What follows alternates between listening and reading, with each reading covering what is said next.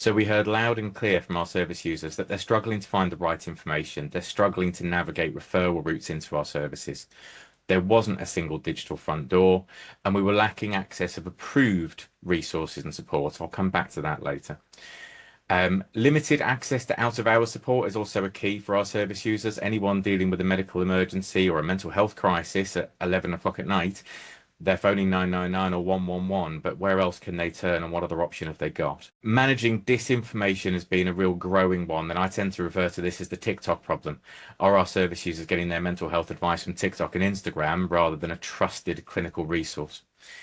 And then equally access to secondary resources such as medication management. So we've been working on this for some time now, and we have an initial deployment. It's live on our website right now, and anyone's welcome to go and look at it. So the initial chatbot, or virtual assistant as we refer to it, uses NLP as the natural language processing, and it's driven from a Q&A design which is rigid, should we say. And I can say that with impunity because it is a design that I came up with about 7 years ago and then forced on Ebo to make them work with our solution. So the solution as we see it is an AI-powered virtual assistant. And the idea behind this is something that accurately interprets the user's intent and is able to then come up with a suitable answer from its knowledge base. It's always able to address incomplete or missing information. It maintains that flat, reliable performance, and it's able to adapt really quickly if external resources are no longer available. From a development perspective, and I've heard Richard say this loud and clearly as well earlier, human in the loop is the core fundamental of everything that we do within artificial intelligence in the trust.